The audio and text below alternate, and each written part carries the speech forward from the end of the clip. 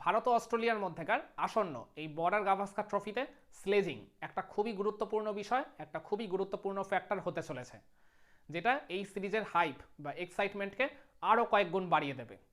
এই স্লেজিংয়ের ব্যাপারটা পপুলার করেছিলেন মেনলি এই অস্ট্রেলিয়ান প্লেয়াররাই। এই অস্ট্রেলিয়া তো ক্রিকেটের আর কি জন্মলগ্ন থেকেই তারা অন্যতম পরাশক্তি। মাঠের ক্রিকেটে তাদের পারফরমেন্স সবসময় অনবদ্য।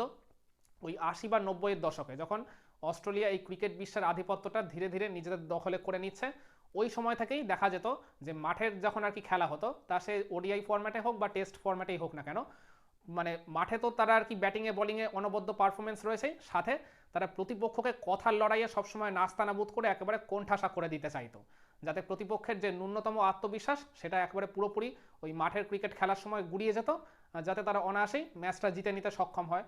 তাদের এই স্ট্র্যাটেজি একটা দীর্ঘ সময় পর্যন্ত যথেষ্ট ভালোভাবে তাদের কাজও করেছিল। কিন্তু তাদের এই স্ট্র্যাটেজিটাই যখন প্রতিপক্ষ দলগুলো ধীরে ধীরে অ্যাপ্লাই করতে শুরু করলো ক্রিকেট মাঠে, তখনই মূলত বলতে গেলে এই স্লেজিংয়ের ব্যাপারটা আরও জনপ্রিয় হয়ে ওঠে। ওই 80s-90s-এর টাইমটায় যখন ভারতীয় দল অস্ট্রেলিয়ার বিপক্ষে খেলতো, বা আরও পার্টিকুলারলি বলতে গেলে তারা যখন অস্ট্রেলিয়া সফরে যেত, তখন ভারতের প্রত্যেকটা প্লেয়ার একেবারে চরমভাবে আতঙ্কে থাকতো। এমনিতেই আর কি অস্ট্রেলিয়ার পিচে বা অস্ট্রেলিয়ার কন্ডিশনে ক্রিকেট খেলাটা যথেষ্ট কঠিন একটা ব্যাপার, যথেষ্ট চ্যালেঞ্জিং একটা বিষয়। তার উপর অস্ট্রেলিয়ানদের ওই অন দ্য ফিল্ড যে আর কি বাঘা বাঘা কথার লড়াই, সবসময় তারা আর কি স্লেজিং করে ভারতীয় প্লেয়ারদের যে একেবারে নাস্তানাবুদ করে কোণঠাসা করে দিতে চাইতো, ওই আতঙ্কেই আর কি ভুগত ভারতীয় প্লেয়াররা। তখন ওই সময় ভারতের প্রত্যেকটা প্লেয়ারই অলমোস্ট বলতে গেলে নম্র, ভদ্র, শান্ত, মার্জিত বা কিছুটা তুলনামূলক ভীতু টাইপের ছিলেন। সেই কারণে অস্ট্রেলিয়ানদের ওই কড়া স্লেজিংয়ের জবাব তারা কোনোভাবেই আর কি মুখের ভাষায় অন্তত পক্ষে দিতে পারতেন না। কখনো তারা মাঠের ক্রিকেটে পারফর্ম করে সেটা দিতে পারতেন, বা বেশিরভাগ সময় পারতেন নাই বলা চলে। কিন্তু এই চিত্রটাই ধীরে ধীরে বদলাতে শুরু করলো যখন সৌরভ গাঙ্গুলি ভারতীয় দলের দায়িত্বটা নিল ওই ২০০০ সালের পর থেকে। তখন আমার মনে আছে ওই ২০০০ বা ২০০১ সালের মরশুমটায় ওই অস্ট্রেলিয়া দল যখন ভারত সফরে টেস্ট খেলতে এসেছিল, তখন তো অস্ট্রেলিয়া ওই সময় পুরোপুরি আনবিটেন একটা টিম ছিল। টানা ১৫টা টেস্ট তারা অপরাজিত থেকে ভারতে খেলতে এসেছিল। ভারত থেকেও যে তারা সিরিজ জিতেই ফিরবে এরকমটাই তখন আর কি গোটা ক্রিকেট বিশ্ব প্রত্যাশা করেছিল। ইভেন ওই সিরিজের প্রথম টেস্টে তারা ভারতকে হারিয়েও দিয়েছিল। সেকেন্ড টেস্ট ম্যাচটা যখন ইডেন গার্ডেন্সের কলকাতায় হয়েছিল, তখন সৌরভ গাঙ্গুলি টসের সময় স্টিভ ওয়াকে টানা আধ ঘন্টা দাঁড় করিয়ে রেখেছিলেন। অস্ট্রেলিয়ানদের পাল্টা আগ্রাসনের জবাব যে ভারতীয়রাও ভালোভাবে দিতে পারে, সেটা সৌরভ গাঙ্গুলি ওই একটা ঘটনার মাধ্যমেই ভালোভাবে বুঝিয়ে দিয়েছিলেন। আর তার ওই স্ট্র্যাটেজিটাই খুব ভালোভাবে কাজ করে গেছিল ওই সিরিজে। যদিও ভারতীয় প্লেয়াররা আর কি অন দ্য ফিল্ড যথেষ্ট ভালো পারফর্ম করেছিলেন, কিন্তু তারপর সিরিজের ওই বাকি দুই টেস্টে ভারত অস্ট্রেলিয়ার উপরে একেবারে চড়াও হয়, তাদেরকে একেবারে নাস্তানাবুদ করে ২-১ ব্যবধানে ওই সিরিজটা জিতে নেয়। ফলে স্টিভ ওয়ার অস্ট্রেলিয়ার যে টেস্টে বিজয়রথ ছুটছিল, ওইটা ওই সৌরভ গাঙ্গুলি টিম ইন্ডিয়ায় ওই ২০০১ সালে একেবারে পুরোপুরি থামিয়ে দেয়, যেটাই টেস্ট ক্রিকেটের ইতিহাসে বা বলতে পারেন পুরো ক্রিকেট বিশ্বের ইতিহাসে অন্যতম উল্লেখযোগ্য একটা ঘটনা হিসেবে এখনও আলোচিত হয়। আর এছাড়া ২০০৩-০৪ মরশুমে যখন ভারত অস্ট্রেলিয়া সফরে গেছিল, ওটাই ভারতীয় দলের জন্য প্রথম সাফল্য বলতে পারেন, যে প্রথমবারের জন্য তারা অস্ট্রেলিয়ার মাটি থেকে টেস্ট সিরিজ না হেরে ড্র করে ফিরেছিল ১-১ অবস্থায়। জিততে না পারলেও তারা যে প্রথমবারের মতো টেস্ট সিরিজটা না হেরে ড্র করে ফিরে এসছে, এটাই তো তাদের জন্য একটা অনেক বড় সাফল্য। ওই সিরিজে সৌরভ গাঙ্গুলি প্রথম ম্যাচেই ১৪৪ রানের একটা ফ্যান্টাস্টিক নক খেলে ব্রিসবেন টেস্টে ভারতীয় দলের যে টোনটা সেট করে দিয়েছিলেন। তারপরে টেস্টগুলোতে ওই রাহুল দ্রাবিড়, সচিন টেন্ডুলকার, বীরেন্দ্র সেহবাগ, বা বোলিংয়ের দিক থেকে দেখতে গেলে অনিল কুম্বলে, জাহির খান, এরাই পরবর্তীতে ওই রিদমটাকে কাজে লাগিয়ে ভারতকে ওই সিরিজটা অস্ট্রেলিয়ার বিপক্ষে ড্র করতে সাহায্য করে।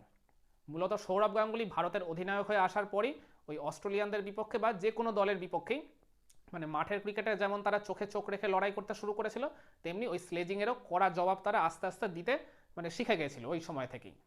আর এই মাত্রাটা ধীরে ধীরে বাড়তে থাকে যখন বিরাট কোহলি ভারতীয় দলে নিজের অবস্থানটা পুরোপুরি পাকাপোক্ত করে ফেলে। ওই ২০১১-১২ মরশুমে বিরাট কোহলির ওটাই আর কি প্রথম অস্ট্রেলিয়া সফর ছিল।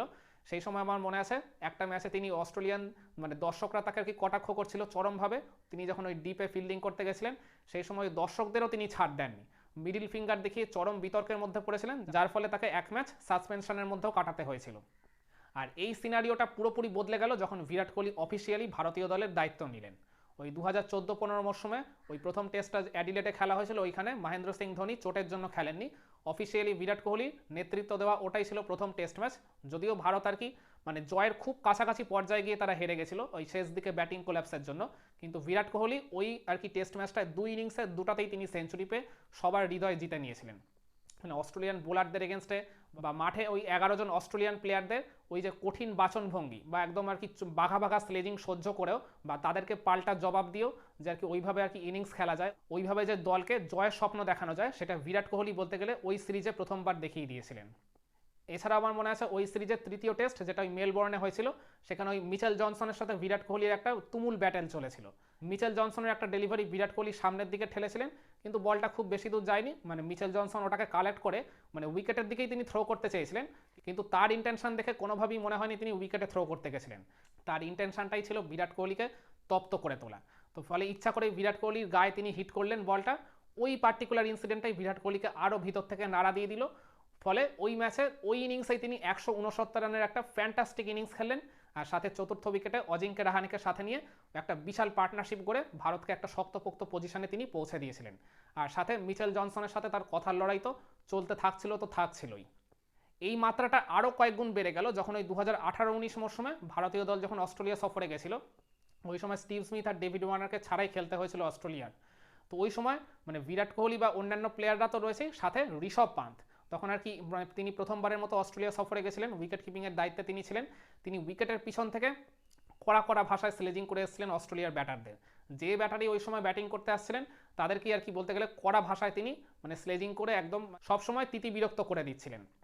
আমার মনে আছে ওই সফরে টিম পেইন যখন ব্যাটিং করতে এসেছিলেন তখন ঋষভ পান্থ উইকেটের পিছন থেকে তাকে কন্টিনিউয়াসলি আর কি টেম্পোরারি ক্যাপ্টেন বা তিনি বলে আসছিলেন যে have you heard anything about temporary captain in cricket, মানে এই টাইপের আর কি কথাবার্তা বলে বা আরও আর কি বলতে গেলে কড়া ভাষায় আক্রমণ করে ওই টিম পেইন সহ অস্ট্রেলিয়ার অন্যান্য ব্যাটারদের একেবারে চরমভাবে বিরক্ত করে তাদের কনসেন্ট্রেশন পুরোপুরি ব্রেক করে দিতে চাইছিলেন।